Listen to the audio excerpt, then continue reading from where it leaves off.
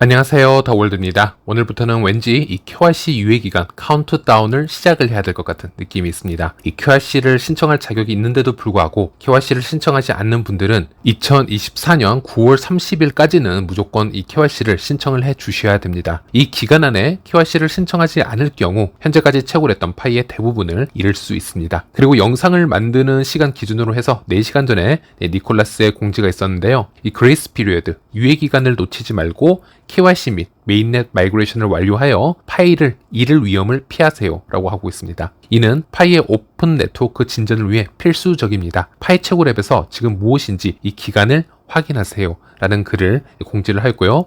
그리고 모두들 아시겠지만 이 유예 기간이 정확하게 얼만큼 남은 것인지 좀 더 구체적으로 확인할 수 있는 카운트다운 시간을 제공하는 타이머가 제공이 될 것이다. 코어팀에서 이미 공지를 했습니다. 당시 공지사항을 보면요. 중요한 마감일을 적절하고 명확하게 하기 위해서 가까운 시일 내에 처음에는 메인넷 체크리스트 카운트다운 타이머와 홈 화면의 새 배너, 팝업 등을 포함한 새로운 앱 인터페이스를 출시할 예정이다. 이렇게 공지를 했고요. 그리고 이 타이머는 소수의 모더들에게 먼저 테스팅 중이다. 이렇게 언급이 되었습니다. 그래서 현재까지는 테스트용으로 일부 소수 모더님들에게 공유가 된 타이머 기능이었는데요. 유예기간 타이머가 곧 일부 사용자들에게 출시가 될 예정이며 다음 24시간 동안 천천히 모든 사용자에게 확대될 예정이다. 이렇게 공지가 나왔습니다. 그래서 현재 이런 이미지를 보면 KYC 완료 마감일이 이렇게 92일 이렇게 남아있고 시간이 이렇게 일단은 정지가 된 것을 볼 수 있는데요. 현재는 여기까지 자료가 지금 나와 있는 상태고 다음 영상에서 아마 다른 업데이트를 좀 더 모아서 공유를 해드리도록 하겠습니다. 그리고 참고로 현재까지 이 공지가 된 부분을 보면요. 메인넷 체크리스트를 완료하고 완전히 마이그레이션이 된 파이오니어의 경우에는 이 유예기간, 요구사항 및 마감일이 더 이상 적용이 되지 않기 때문에 파이 앱에서 이 타이머 기능을 볼 수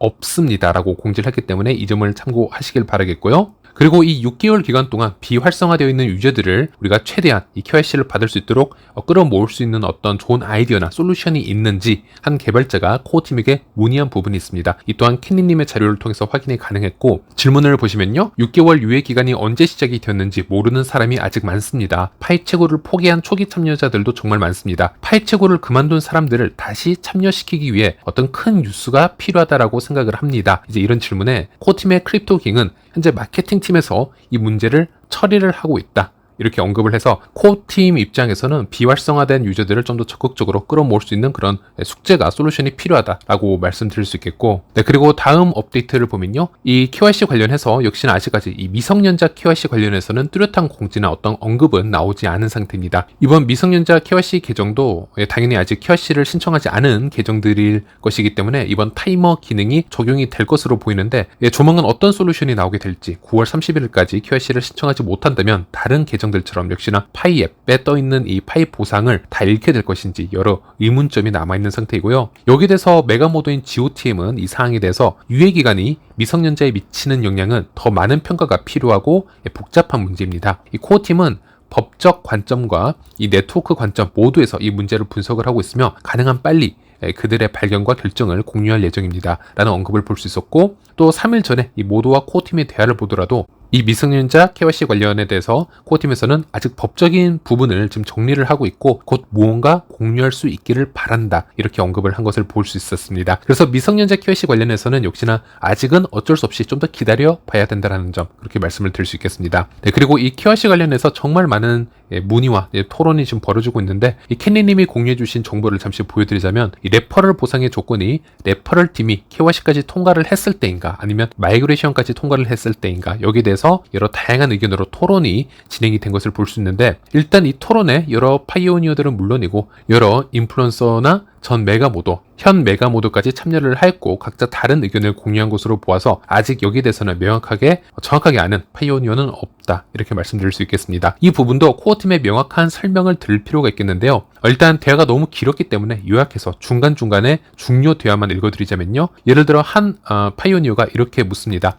어닝팀 보너스를 받으려면 어닝팀 회원은 KYC만 완료하면 되는 건가요? 아니면 어닝팀 회원은 모든 마이그레이션까지 다 완료를 해야 되나요? 라는 질문에 전 메가모더는 이렇게 대답을 했는데요. 어떻게 계산할지는 잘 모르겠습니다. KYC는 확실히 필요하고요. 마이그레이션 완료 여부는 코어팀이 결정을 해야 될 텐데 공식적으로 마이그레이션 된 파이오니어만 계산하라는 언급이 따로 기억이 나지 않습니다. 이렇게 얘기를 했다가 대화 뒷부분에는 하지만 KYC와 마이그레이션까지 완료를 해야 될 것이다. 이렇게 언급을 한 것을 볼 수 있었고, 그러자 이 질문을 했던 파이오니어는 일부 파이오니어는 자신의 문제로 인해 마이그레이션을 완료하지 못할 수도 있습니다. 따라서 이 어닝팀 보너스를 받기 위한 조건은 명확해야 된다라는 의견이 있었고, 여기에 대해서 인플루언서인 멜드는 공지사항에 모든 조건이 명시가 이미 되어 있다. 유저가 아닌 시스템 문제로 잠시 마이그레이션이 중단된 상태라면은 카운트다운, 이 시간 자체가 중지될 것이기 때문에 문제가 되지 않는다. 이런 얘기를 하는 것을 볼 수 있었고, 또 전 메가모드는 일단 목록에 추가가 되면 안전합니다. 즉 일단 마이그레이션 대기줄에 있으면은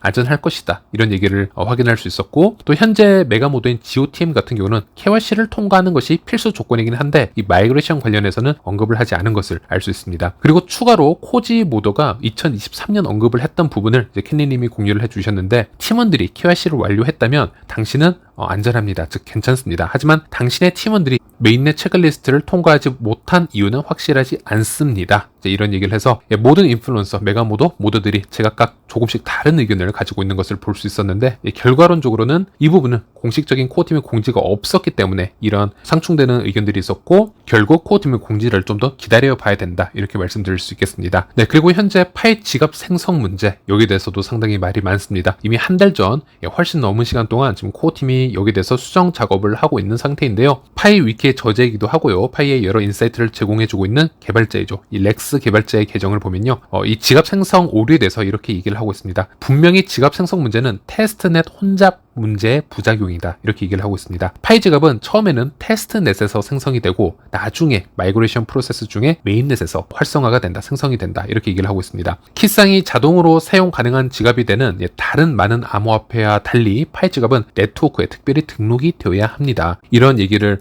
언급을 한 것을 볼 수 있고, 그래서 지갑 생성의 오류를 수정하기 위해서는 테스트넷 자체를 조금 더 개선을 해야 되는 그런 프로세스를 거쳐야 될 수 있다. 즉 좀 더 복잡한 과정이 필요하다. 이런 정보를 제공해 주기도 했습니다. 일단 코어팀에서 수정 작업을 이미 시작을 하고 있고 좀 조속히 솔루션이 나왔으면 하는 바람이 있습니다. 네, 여기까지가 KYC 관련 소식이었습니다. 최근에는 KYC 관련 정말 많은 업데이트가 일어나고 있기 때문에 다음 영상에서도 계속적으로 소개를 해드리도록 하겠습니다. 네, 그리고 이번 뉴스는요, 파이어사이드에 이어서 또 다른 파이의 소셜 앱이죠. 커넥트 소셜 앱의 이 광고 기능에 대해서 잠시 업데이트를 해드리도록 하겠습니다. 올해 3월 8일 파이 코어팀에서는 자체 광고 시스템인 이 파이 애드 네트워크 파일럿을 출시를 하였습니다. 파이는 현재 약 6천만 명 이상의 인게이지드 유저가 있는 웹 3.0 플랫폼이고요. 아직 오픈 메인넷을 정식적으로 출시를 하지 않은 상태지만 상당한 이 대규모 커뮤니티를 성장시켜 왔기 때문에 정식 출시 이후 더욱더 빠른, 더 큰 성장이 기대되는 웹 3.0 플랫폼이다. 이렇게 말씀드릴 수 있겠습니다. 이 플랫폼의 파이 코어팀은 자체적인 광고 시스템을 구축을 하고 있는데요. 오픈 네트워크 기간이 시작된 후 파이 이코시스템의 파이 브라우저 및 파이 앱에 광고를 게재하려는 광고주는 파이 코인을 획득하고 이 파이 코인을 사용을 해서 파이 광고 비용을 지불을 해야 된다. 이렇게 얘기를 하고 있습니다. 그 후 파이 플랫폼에 광고를 표시하는 파이 앱의 개발자들에게 이 파이가 수익 형식으로 배포될 것이다. 이렇게 얘기를 합니다. 즉 앞으로 수천만 명이 사용하는 이 파이 앱들, 파이어사이드나 파이 앱 등의 우리 기업이나 프로덕트 광고를 하고 싶다면은 법정화폐가 아니고요, 파이코인으로 지불을 해야 된다는 것입니다. 매우 혁신적인 광고 시스템이라고 할 수 있는데, 일단 이 커넥트 소셜에 광고 시스템이 구축이 되고 있습니다. 물론 아직 이 광고를 클릭을 한다고 해서 이 사용자가 바로 어떤 파이코인이나 이 커넥트 소셜 자체 이넵 토큰인 아르테리움 토큰을 보상으로 받을 수 있는 것은 아니지만요, 현재 그렇게 되기를 목표를 하고 있고, 그래서 하나씩 개선을 해나가고 있다. 이렇게 보시면 되겠습니다. 커넥트 소셜의 포스팅을 잠시 읽어드리자면, 이 커넥트 소셜은 파이 애드 네트워크의 통합을 발표하게 돼서 매우 기쁘게 생각을 하고 있고, 또 모든 사람이 온라인 활동을 통해 이익을 얻고 즐길 수 있는 AI 기반 소셜 미디어 네트워크를 개발하는데 힘쓰고 있다. 이제 이런 얘기를 볼 수 있고요. 그리고 파이 광고 네트워크가 실제로 작동하는 모습을 지금 영상을 통해서 공유를 해주고 있습니다. 그리고 이 파이 광고 네트워크를 경험하려면 휴대폰 설정에서 파이 브라우저의 데이터를 삭제한 다음 파이 앱과 파이 브라우저를 다시 동기화를 해야 할 수도 있습니다. 이제 이런 설명을 볼 수 있었습니다. 자, 일단 저는 커넥터 소셜에서 활발한 활동을 하고 있기 때문에 직접 해보았습니다. 여러분들은 지금 당장 이런 부분을 해보실 필요는 없지만 커넥터 소셜 발전에 조금 더 일찍 지원을 해주실 분들은 지금 먼저 한번 테스팅을 해보셔도 괜찮습니다. 일단 커넥터 소셜에서 광고를 활성화를 하려면요, 파이 브라우저에 있는 데이터를 삭제를 해줘야 됩니다. 이 부분에서 많은 분들이 귀찮아 하실 수 있는 부분이기 때문에 저도 현재로서는 굳이 추천을 드리지는 않고 있습니다. 저는 스마트폰의 세팅으로 가서 애플리케이션으로 가서 파이 브라우저를 접속을 해보면요, 이렇게 저장 공간이라는 페이지가 나오고요, 여기 하단에 데이터 삭제를 해주면 되는데요, 여기서 데이터 삭제를 하게 되면요, 파이 브라우저에 있는 파이 지갑 지문 설정을 다시 해줘야 됩니다. 즉 비밀 구절을 다시 한번 입력을 해야 되는 상당히 귀찮은 일이 발생하기 때문에 이것 때문에 나중에 다시 업데이트 방법이 나온다면 그때 시도를 해보셔도 괜찮겠습니다. 저도 이 앱 개발자에게 광고를 활성시키는 데 있어서 이 방법 말고 다른 방법이 존재하는지 한번 물어보았고요. 이 커넥터 소셜 개발자는 파이 광고가 작동하려면 데이터를 삭제해야 되고 파이 브라우저의 최신 버전으로 업데이트를 해야 됩니다. 현재로서는 이 방법밖에 없고 파이 코어 팀이 저에게 보낸 광고 관련 이 도커먼트에 명시되어 있었다, 이렇게 얘기를 하고 있습니다. 그래서 제가 파이 브라우저 관련 데이터를 삭제를 했고요, 파이 브라우저에 다시 들어가면 이렇게 아무것도 없는 것을 볼 수 있습니다. 놀라실 필요가 없고요, 파이 앱으로 가셔서 왼쪽 상단 메뉴를 탭하시고 파이 브라우저를 탭하시면요, 파이 브라우저와 파이 앱을 다시 연동하는 로그인 창이 뜨게 됩니다. 그렇게 연동을 하시면은 원래 우리가 봐왔던 파이 브라우저의 모습으로 다시 돌아와 있는 것을 볼 수 있습니다. 물론 말씀드렸지만 파이 지갑의 지문 설정은 다시 해줘야 됩니다. 상당히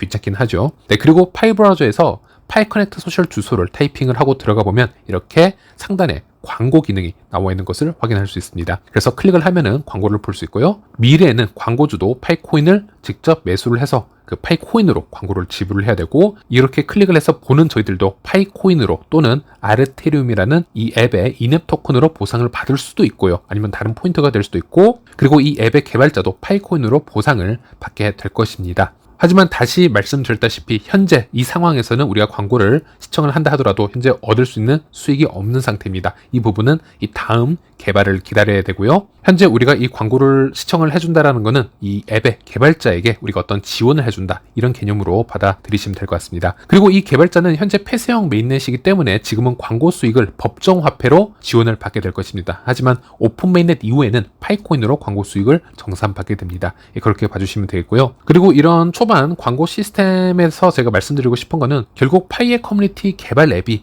많은 지원을 받고 사랑을 받고 빠르게 성장할 수 있다면 그만큼 생태계의 가치는 좀 더 상승하는 것이기 때문에 이 생태계의 지분을 소유하고 있는, 즉 이 생태계의 코인을 들고 있는 우리 모두에게 혜택이 돌아오는 것이라고 저는 말씀드릴 수 있겠고요. 그래서 이런 진정성 있는 프로젝트들은 초기에 재정적으로 아니면 어떤 시간적으로 많이 힘들 때 이렇게 광고를 한 번씩 봐줌으로써 지원을 해주는 것도 나쁘지 않다, 이렇게 말씀드릴 수 있겠습니다. 네, 이번 영상은 여기까지고요. 다음 시간에 다시 찾아뵙도록 하겠습니다. 시청해주셔서 감사합니다.